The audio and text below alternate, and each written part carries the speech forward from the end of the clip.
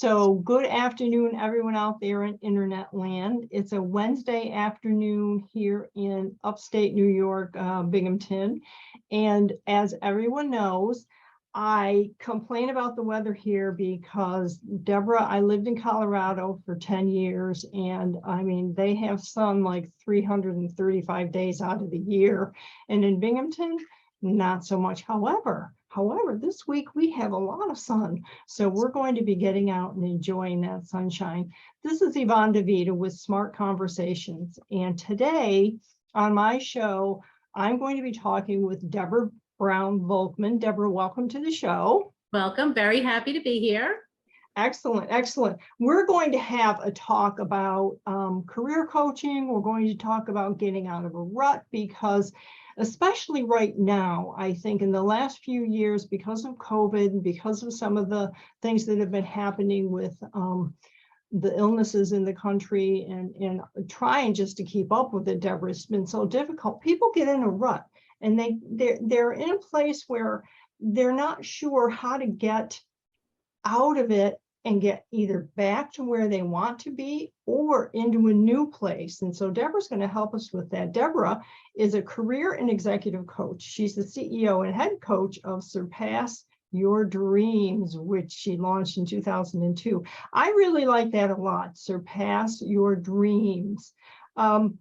She wants us to know that you can do the work you were born to do. Deborah, I really want to talk about that because when you say do the work you were born to do, how do I know what the work I was born to do is? Yes. All right. So before we do that, I just want to give you just a little bit of background, a little bit of context, because finding the work that you're born to do, I did it.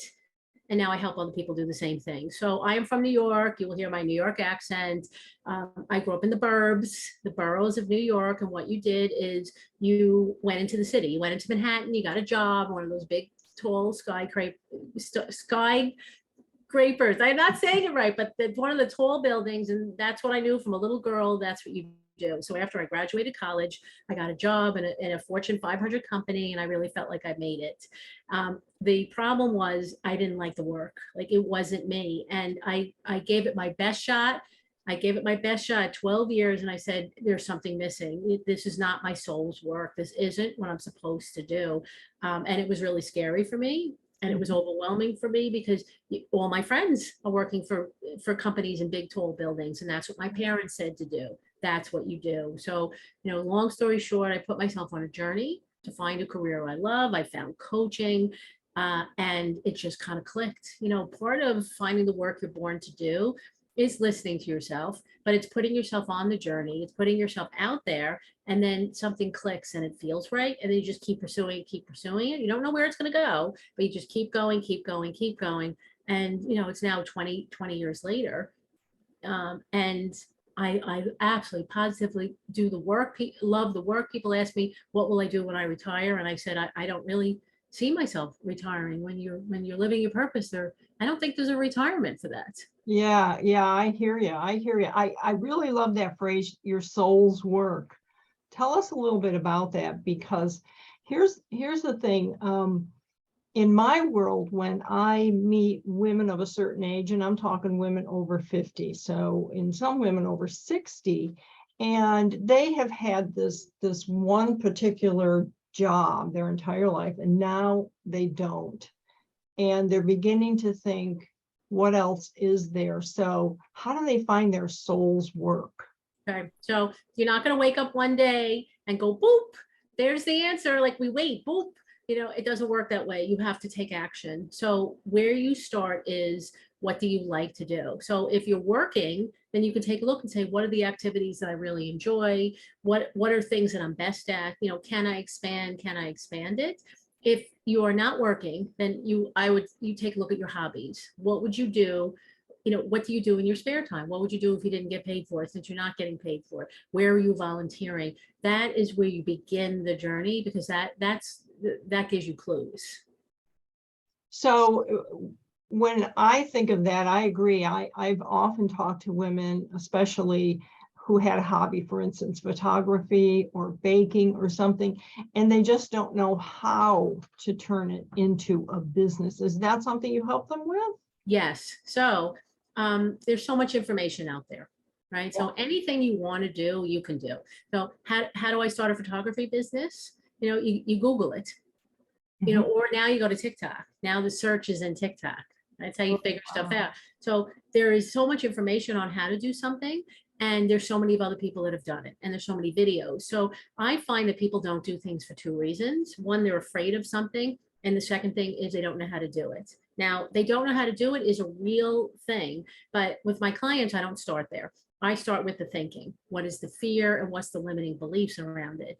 Oh, can I really do this? Oh, can I really make money at it? So people talk themselves out of it because in order to find the work that you're born to do, you have to take yourself on a journey. And you can't go on that journey. Your journey, you're testing, trying, seeing, tweaking. You can't do that if you're stuck here and you're stuck. So this the first place for you to look at is what is my limiting beliefs around it and what is my fears, because you have to separate the two. You start there, you work on that, you do some inner work, and then you say, now I'm ready to go into research mode. I'm not choosing anything, but I'm ready to start looking into it. Interesting, interesting. So I know the fears thing is a huge factor because one thing, we're all afraid of being rejected. And if you're going into business, you have to get over that because you're going to be rejected. Pretty much. I mean, you just, the interesting thing is, of course, in my world with writing, when I was a freelance writer, I got used to rejection. So I had kind of a leg up when I decided to become an entrepreneur because I was used to people saying no to me. But for your clients, this journey that they're on in this research, do you help them with that? Because a lot of people, even we can sit here and say, okay, go Google it. And then there's still like, there's so much information. I don't know what to do. How do I do this? Yes. Which one do I click on? Yes, that's true. It is, research, and then you get lost in the research, and then I meet the researchaholics, the ones who like to research, or they stop because it's too overwhelming. Yeah. Uh, the goal really is to separate the decision, right? Because people come to me and go, what do I do? What do I do? I say, what do you want? So what you want for this moment is to explore, let's say, the photography, how to open a photography business. So we would start with, what are you afraid of? Then we would go into, what does it look like? If you had your way, let's push all the decision making, because you can't make a decision. You don't have enough information yet. So we push aside all of that and say, what does it look like? If you had your way, and then you go into research mode because you have an objective criteria Mhm. to match, no match. So yeah, that's the work I do with my clients, and that you break it into smaller pieces. What I love about coaching is it takes big, overwhelming goals and it breaks it into smaller pieces. So you do this little piece, then you do this little piece, and you have someone to talk through it. What do you think? Where's the priorities? Brainstorming, so you're not stuck in here. Because if you're stuck in here, Right. you will stay stuck in here. Right, right. I mean, that's the big thing is helping people get beyond that. I don't know how to do it, or I don't even know the first step. Isn't that the big the thing that you Yes. take the first step and then the second. But the big thing here is that they have someone to help them, because I feel like that is so important. I feel that too many people don't go out and try to do anything because they feel overwhelmed by themselves, when there's someone like yourself out there who can help them. Yeah, people don't like to ask for help. Yeah, People don't like to ask for help. We are a society of lone rangers, yeah, which means that we would like to do things by ourselves. I meet people who are doing things by themselves years. I'll say to them, how long have you had this career challenge? 1 year, 3 year, 5 years, 10 years, 20 years, 30 years, right? We don't like to ask for help. If someone comes to us and says, I'd like your help, boom, what do you need? What do you need? Right? So right, you actually have to ask for help. People don't like it. And rejection, what you said earlier, is a big part. What happens if they say no? Uh, right. so it is big and overwhelming. Yeah, you have to ask for help. You cannot reach goals by yourself. You need Mhm. support, you need accountability. You can do it. It's not going to be fun. It's not, I don't think it's going to happen. I just don't. Right, right. And what do you tell people then who have actually have asked for help and then they say, yeah, but that didn't work for me? Well, So I would ask you how many people you asked, yeah, right? And not everybody's going to say yes to you. yeah, Everybody would say yes. So, ask, maybe expect a no, and then keep asking. And then also you have to follow up with people because they're so busy. You can't just ask one person and go, oh, I tried, you have to ask multiple people. You have to follow up with people. And the other side is not everybody will want to help you. And that's okay. In many situations, you just need one. Like for me, I'm your career coach. For you, Right. you're your book coach. You're going to take people from A to Z. For you, all they need is you because you're a dynamo. Well, thank you, thank you. But so are you. And now one of the really fascinating things that since you and I have come to know each other is that you've been on TikTok, and I'm just fascinated by this. And I will tell you, all right, everybody, I'm afraid to go on TikTok, but Deb's on TikTok. Tell us about it, Deborah. Well, it's fun. I'm 57, and in November I decided to, well, I had my business, and then I had my son, and then I stopped working on my business. And then I was working for a woman in San Francisco, and I worked for her for 5 years, and I was getting a lot of my work from her. And then COVID hit, and then her business went into a different direction, right? No hard feelings. We're still friends. It's just, it is what it is. So I had to rebuild. And something said video. I should do video. I help my clients get out of their comfort zone. Wow. This is how I'm going to get out of mine. Because if I'm asking people to take on big goals, I'm out of integrity unless I'm doing the same thing. So, right, out of integrity. So I decided to do videos, right? But it's the truth though, right? It is. And the wonderful thing about it is, but you're so comfortable, it seems to me. You're there. And here's the thing that I think people need to understand. If you're using TikTok for your business or a purpose, you do have to know what you're going to say. So I do some Zoom videos and whatnot, and I don't know if I can dabble in TikTok or not. You have to help. Oh my God, you have so much to say. They would love you. Oh my God, they would love you. All right. So here's the thing about TikTok. Yes, you need to know what to say, but you get to test it. So I've been doing videos for 10 months. I started in November, so it's 10 months. I started in my car. We could just see my face, and then you can see my body, and then I was inside, and then I was outside. I've been testing. And that's a nice thing about social media, because not many people are coming to your TikToks.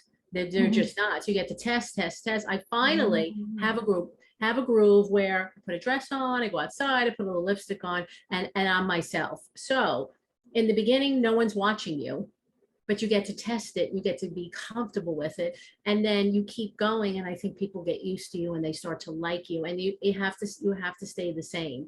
But our generation didn't grow up with video. Right. I mean, my son is this all the time, and we didn't grow up with it, so we're not comfortable with it. So it's like anything new in the beginning, it takes time to get comfortable with it. Like, you can do it, it just takes time. And there's another thing I want to say. If the thing about TikTok is it's 30 seconds. If you can get your message in 30 seconds, you have a good message. You have a good message. Like, it's all about the headline. It's all about, like, that is the art of just getting, having it. And then you have focus and you say what you have to say, and then 30 seconds is over. And you get better and better over time. Yeah, I really love it. And I love the way you do it and all of that. The real tough part for me has been, so I do video. I don't do video if I haven't fixed my hair and put my makeup on and put my lips. And the reality is, we were saying, we didn't grow up with things like TikTok, because what we grew up with, okay, if you have this business, well, now you go get these professional headshots. Yes. You go have a photographer take pretty pictures of you, and now look how nice you are. But today they don't want you to do that. They want you just to show up.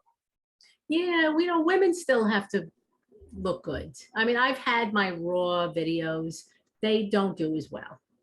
People like you to look as good as you can for yourself. Right. There's not like this, if you look the best that you can, I think that's the way to go. It's TikTok is about an authentic message. Your message has to be authentic.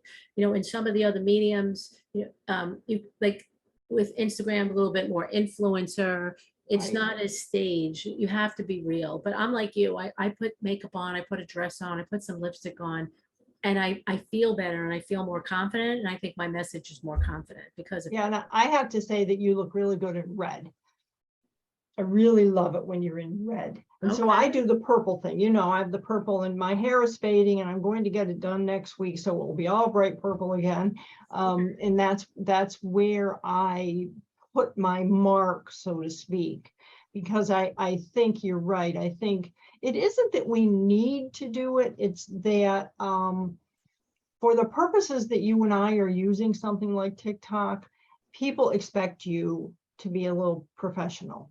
And because I know I have another friend of mine who is a coach, but she will do TikToks and videos when she's out running. She also runs marathon. God bless her. They're wonderful, but that isn't me, right? And I have to, I mean, we'll go back to the career coaching. I have to be true to me. I cannot now, so I left this job.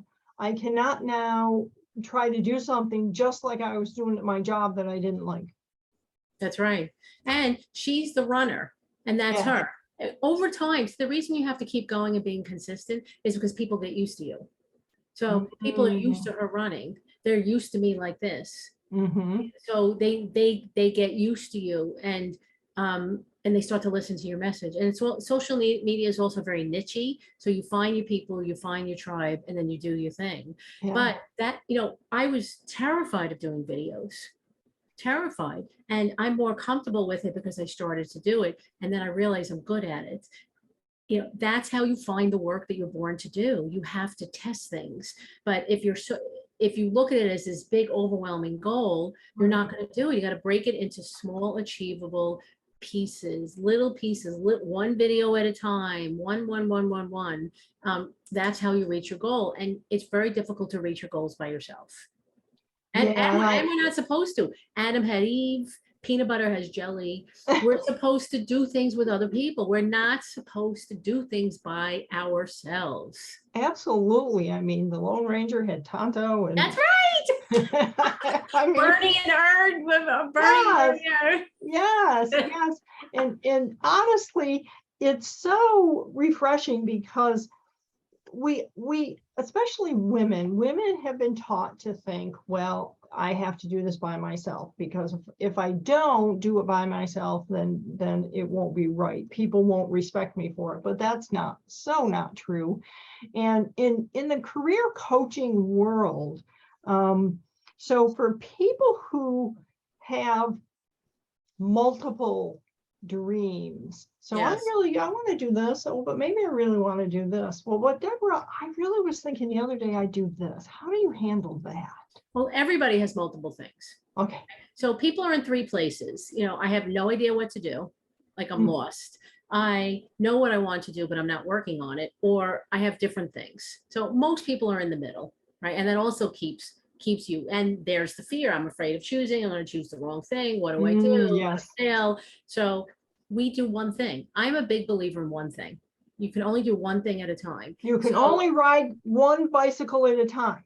You can only write one line at a time, one chapter at a time. You can only work on one book at a time. You can only do one. So let's just pick this. Let's say it was photography. Let's say it was cooking. Let's say it was engineering. Well, which one calls to you the most? And then start researching it, not making decisions. When people would research, they're like, oh, I saw this one thing and I'm not going to do it. No, you cannot make decisions without doing the work. You're not ready to make a decision. If you were researching a photography business for somebody else, you would have no problem. You would go through it, you would research it. Here's the steps. It's what you need to do. That people are in their heads and they're afraid and they freak themselves out and they overthink it. And how am I going to sell it? It's like, so that's procrastination. When you have completely overwhelmed yourself with your thoughts. So we prioritize, you choose one thing, you work on that one thing, we talk about it, and then you work on something else. Well, two things. I'm glad you said prioritize, choose one thing, because people think that they can have a list of priorities, and the word prioritize means one thing. So you choose one thing. But secondly, I'm old and I forgot what secondly was. So it'll come back to me in a minute. But I think that sometimes saying to yourself, this is what I want to do. This is what I have dreamed of doing. So I love your surpassing your dreams. I really love that. And the key there to the point we're trying to make is you can have that dream, and generally speaking, I don't know if you agree, but I think you might, that people have probably had this kind of little dream for a long time. It doesn't just suddenly, maybe sometimes it suddenly pops up, but I always wanted to be a writer. I wanted to be a writer since I was like in second grade. So it was nothing new to me. Did I do it? There was a long time I didn't. There was a long time I allowed outside forces tell me you can never be a writer. It's not going to happen for you. My ex-husband was one of them. He said, go be a nurse because I want to buy a boat. This was not, I was not enthusiastic about that. So, but how do you kind of nurse out that one kind of dream that people have, whether it's to pursue that hobby as a business, or maybe that hobby is just something I want to keep as a hobby and they've really wanted to do this other thing over here? Yeah, I think that where people get stuck is the decision is too big. How do I leave my job and make this work? It's too much. It's too much. I believe in stretch goals. I stretch myself, so I stretch other people, but I recognize that you have to break it into smaller pieces. I just want you moving. I just want you moving forward, and moving forward means taking small steps. Yeah, so those just one step and then one step. But we would break them into small steps. Like, what's the first thing? Well, since we're, our theme is photography, so let's just take a look and see, are there any photographers in your area? Like, do you want to do it locally? Are there any photographers globally? Tell me what it looks like and type of photography. Maybe your one assignment is to just research photography equipment. Right? So very small things that you're doing over time that get you to your goal. I just want you moving. I want you on the court. I want you doing things, because that's how you figure it out as you go. There is no guarantee in the front. You figure it out along the way, but if you're not going along the way, you're not going to figure it out. And so working with someone like yourself, and also, I also tell people, especially in the writing in the book world, who in your immediate circle is going to be your biggest cheerleader. Sometimes that's what you need. You need someone like a coach to help you get through some of the paths and the steps and the things that need to happen because you're overwhelmed and don't know. But who's going to be your biggest cheerleader? Because I have to say that, my life took a big turn when I met Tom. And that's when everything started to blossom, because I finally had someone who really believed in me. So do you think that's important? Yes, it's true. My husband believes in me, and I believe in him. Yeah. Right. But I do think there's two pieces. I think it's the support piece and it's also the accountability. Right. I mean, that is what I love about coaching, is there's accountability piece. You said you were going to do this. We're going to talk about whether you did it or not. And if you didn't do it, we're going to talk about it. Not from a judgment standpoint, not from you didn't do it, but what is going on, why you're not doing this, and then I'll have you recommit. Right. That's why coaching is over time, because goals are achieved over time. So little goal. What did you do? What didn't you do? What do you want to accomplish? Next session, what did you do? What didn't you do? What you want to accomplish? And I have something called a prep form. So you fill it out, you send it to me 24 hours before each conversation. And I have clients go back and look at their prep forms from months earlier, and they go, oh my God, I cannot believe how much I've done. Because you're accomplishing things, but when you see it, you're like, oh my God. And that's the beauty of my profession. That's what I love about it. And this is absolutely positively the work that I'm born to do. So when did you know that you were born to do it? When I was in my corporate job, when I was in my corporate job, I was unhappy, and a learning annex catalog came to my home, and I swear it flipped to a page where it said, do you want to be a coach?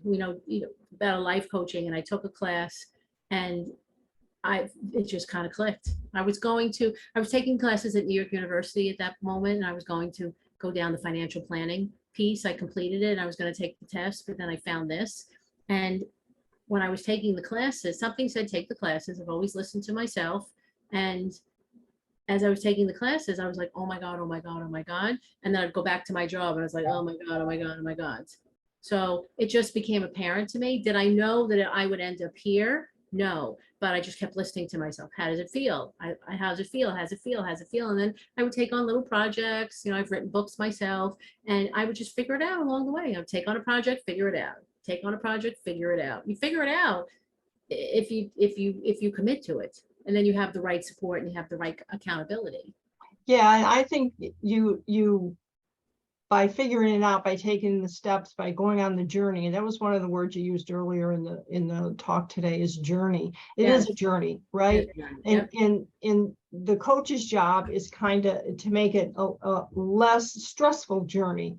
But in the end, the journey is what you make of it. And if you have the dream and you found the mentor or the coach or your cheerleader and you're getting moving forward, as we've been talking about, then that journey becomes something pleasurable. It becomes something that you look forward to, even over the bumps and the stumbles, right? I mean, because we have them. And I know you did a TikTok on what do you do if the client comes to you and they haven't done their homework.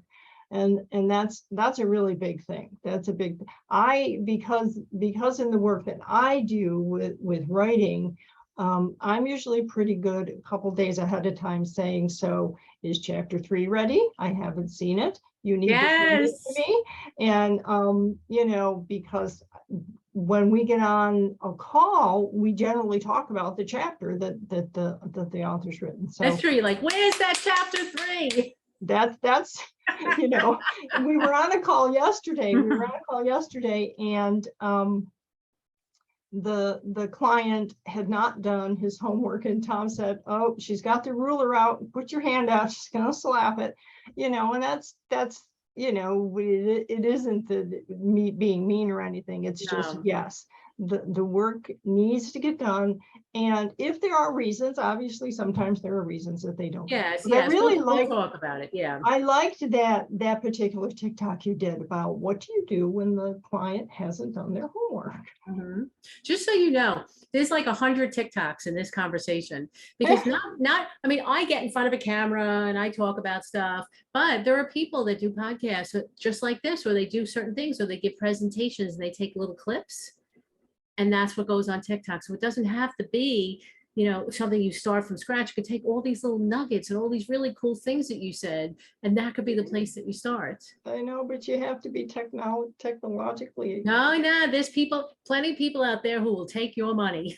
That's true. And then we're back to find the person to help you and stop trying to do it yourself. Because there are plenty of people who will take your money. That's right. That's right. Well, Deborah, this has been so delightful, really, really delightful. Tell people where they can find you, and where can they find you on TikTok, first of all, and then how should they communicate with you if they want to get in touch? Okay, so I think the best place is my website. It is surpassyourdreams.com, surpassyourdreams.com. I mean, everything's there. That's the portal. My TikTok is under Deborah Brown-Volkman. And, you know, my LinkedIn is under Deborah Brown-Volkman. You know, those are my 2 main social media pieces. I don't know if you include links. I will. Yes, you know, I can send that to you. Yes. But you know, Rome is not built in a day, and you have to start small, and then just keep doing little small things. Absolutely. Well, Deborah, I can't thank you enough for being here today, because this was really delightful. I think this is one of the most fun conversations I've had in a long time. Thank you. Thank you very much.